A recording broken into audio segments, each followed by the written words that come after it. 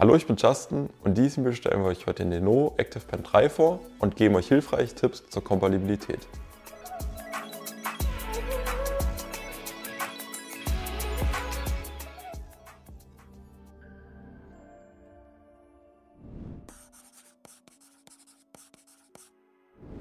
Der Pen wird mit einer Batterie betrieben, das heißt, es gibt keinen wiederaufladbaren Akku.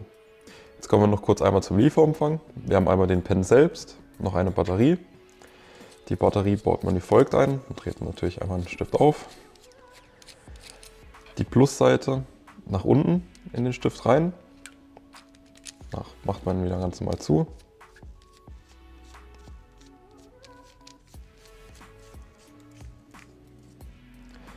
Und schon kann man anfangen zu schreiben und zu zeichnen.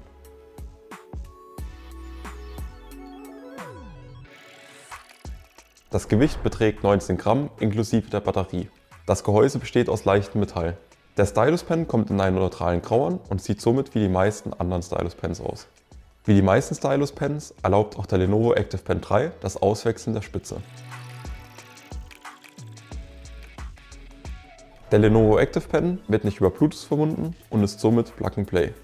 Hier kommt es aber leider für viele Kunden zu Problemen, da Lenovo eine Information nicht offen kommuniziert. Der Pen unterstützt zwei verschiedene Protokolle, also MPP und AES. Es gibt aber keine Indikation, in welchem Modus er sich gerade befindet. Das kann dazu führen, dass viele Nutzer eines MPP-Notebooks oder MPP-Tablets den Pen per Plug and Play nutzen wollen, aber er sich gerade noch im AES-Modus befindet. Um dieses Problem zu beheben, drückt ihr ganz einfach die zwei Tasten gleichzeitig für stolz 25 Sekunden und dann soll der Pen wieder funktionieren. Wir haben jetzt gerade schon die zwei Tasten erwähnt. Die zwei Tasten sind normalerweise dafür da, einmal für die Radierfunktion sowie für die Lasso-Funktion. Beide können aber auch manuell eingestellt werden. Wenn ihr weitere Einstellungen zu eurem Schreibverhalten oder der generellen Experience beitragen wollt, könnt ihr gerne mal in den Einstellungen unter Windows 11 nachschauen. Der Lenovo Pen bietet eine hohe Präzision beim Zeichen und Schreiben wegen den 4096 Stufen der Druck- und Neigungserkennung. Außerdem unterstützt der Stift Palm Rejection, was das Schreiben mit aufgelegter Hand einfacher macht. Jetzt kommen wir aber noch zur Verarbeitung von dem Pen, genauso wie zum Schreibgefühl.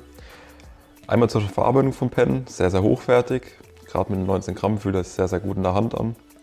Zum Schreibgefühl, er ist sehr, sehr präzise.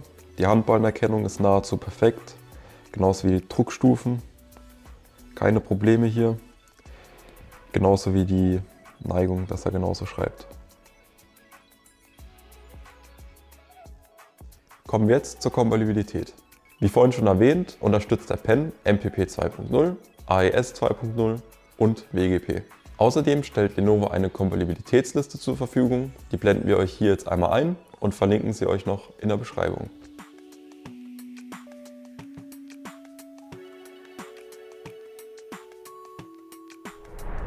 Bei allen Geräten, die auf der Kompatibilitätsliste stehen, sind alle Funktionen garantiert und manche unterstützen auch noch eine Clip-on-Funktion.